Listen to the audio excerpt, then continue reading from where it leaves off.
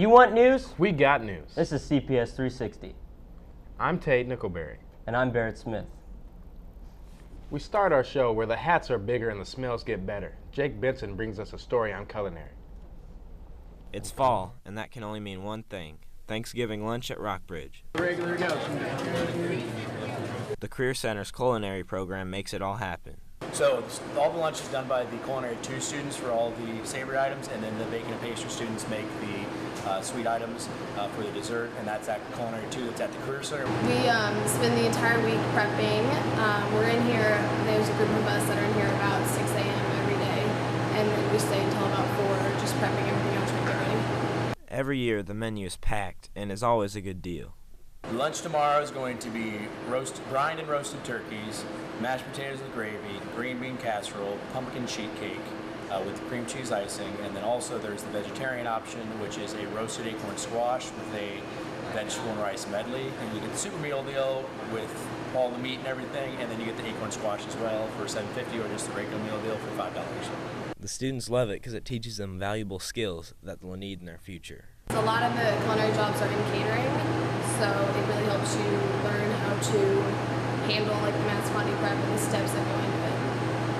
It teaches you a lot about like working together with like mass amounts of prep you have to do too.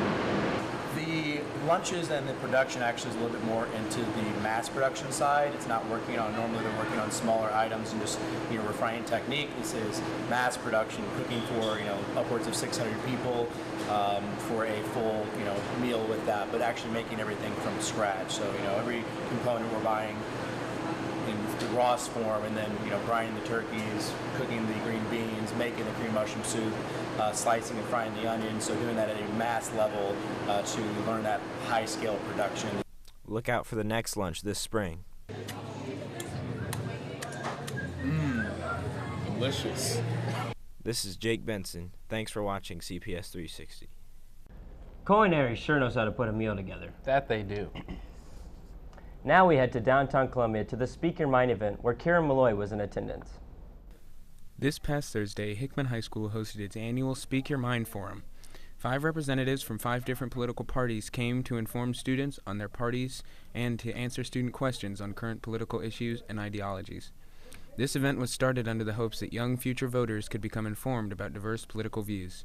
I think it's important for young people to be aware of political issues and social issues and global issues, and not necessarily that you provide answers, but that students know how to ask questions and think about different issues from different perspectives. Another important aspect of the Green Party is the emphasis on environmental issues. That's why I call it Green Party. This experience is also for the representatives, allowing them to compare their platforms with those of other parties.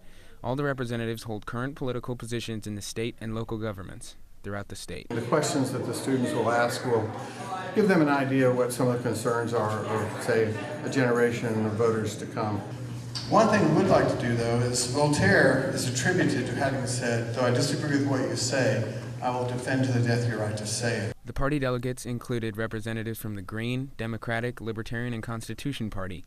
Former Hickman CUPE Stephen Weber and current Missouri House of Representatives was one of the speakers. When you're in school, it feels like it's going to be forever. Yeah. But really, today's youth are going to be, running the world here shortly. And it's important that they build up the basic knowledge, are involved in the way the world's going to look. It's the world that all the youth are going to live in. Based on race, and when we see these things, we ideally are try to fix those. Try to give everybody a fair shake so they can use their abilities to go as far as they can. For students to see the power of choice, of voice, and to see that in the community is important. Say that control over schools should be returned to the local level, where parents have more say in how their children are educated. Questions mainly focused on current events such as immigration, healthcare, and foreign policy, as well as the 2016 presidential election.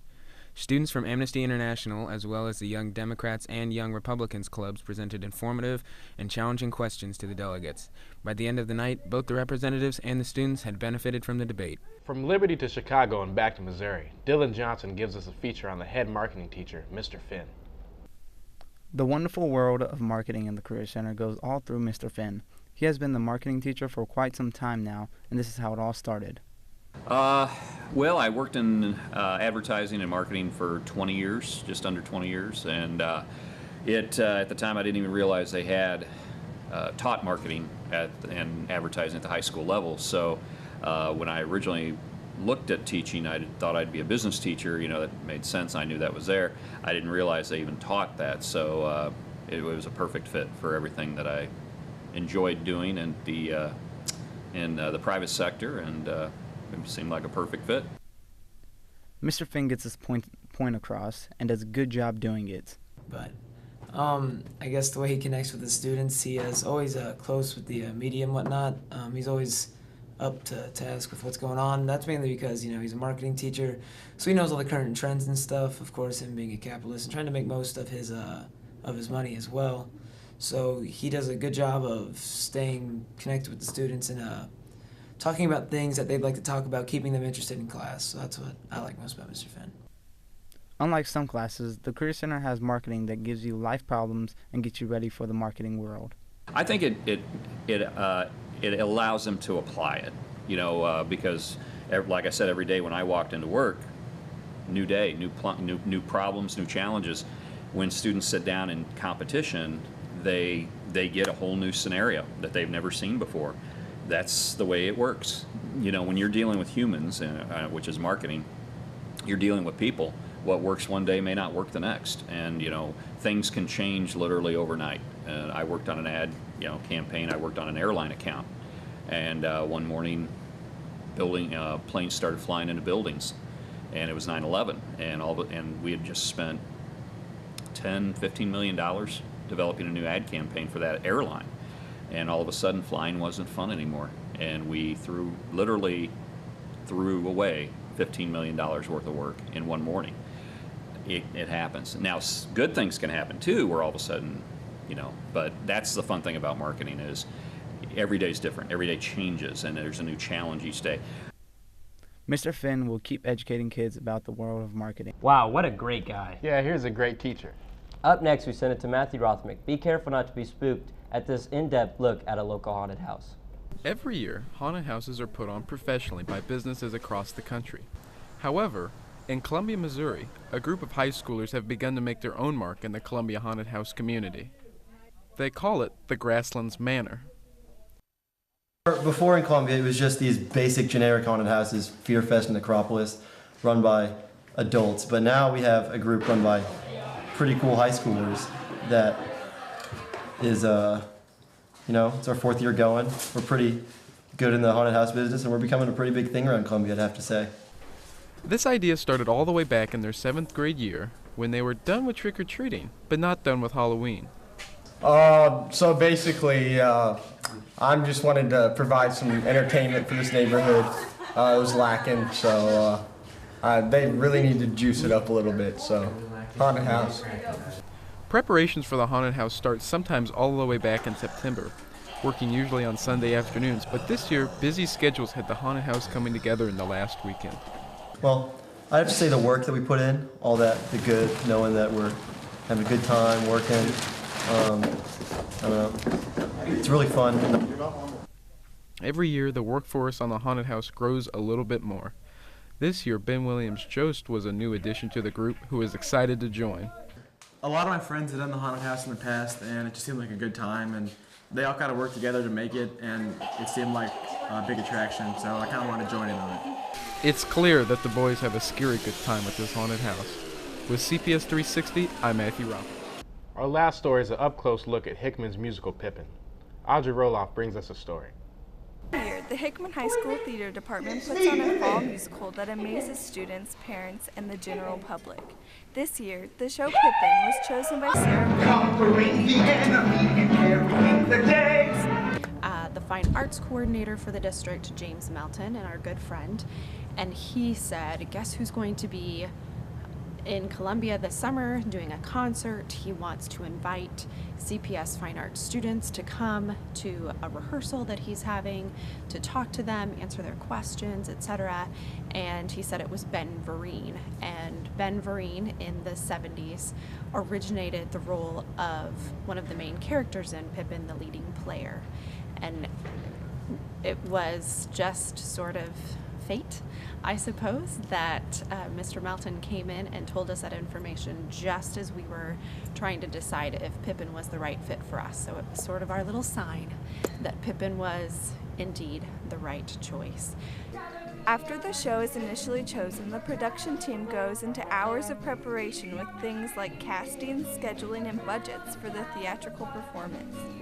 Casting was especially difficult this time around with all of the talent at Hickman. Casting is always really difficult, no matter what the show.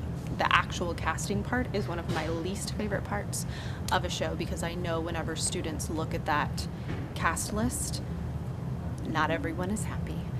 And I have certainly been on the other end of that, and I know how that feels to work really hard and not get the part you wanted, to not get cast at all. And there's some heartbreak and there's lots of disappointment that goes hand in hand with that. So casting is always a challenge. Via Romero Campaign, who has actively participated in many theater productions at Hickman, enjoys one of her last times on stage as a senior. From experience, she understands the time commitment of theater and how much stress actors endure. It depends on your role in the show. So like I know featured dancers had a lot of like choreography to do, and it was the same way for Crazy for You last year. That took a lot of time out of our schedules, especially for leading player and Pippin. Yeah. Wow, they're on stage constantly, and for band players, it's theater just in general is a time commitment. Just like the cast members, tech is a crucial part of theater.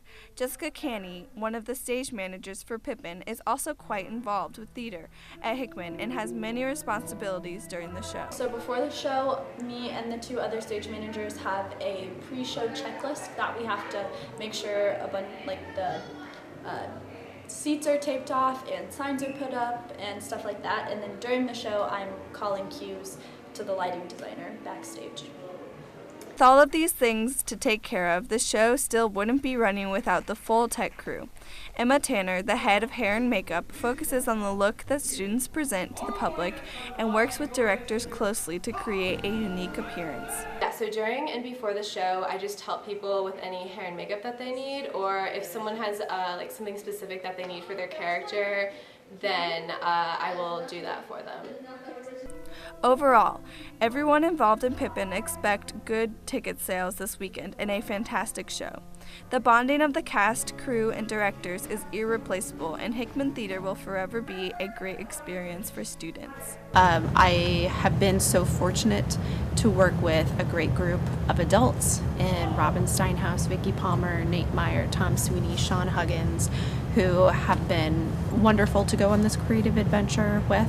And of course, the students are fabulous. They have taken lots of ideas and run with them. They've made choices of their own. They've worked really hard and been really dedicated. And that always makes all the hard work totally worth it. Well, that will wrap up our show. I'm Barrett Smith. And I'm Tate Nickelberry, and this has been CPS360. Good night.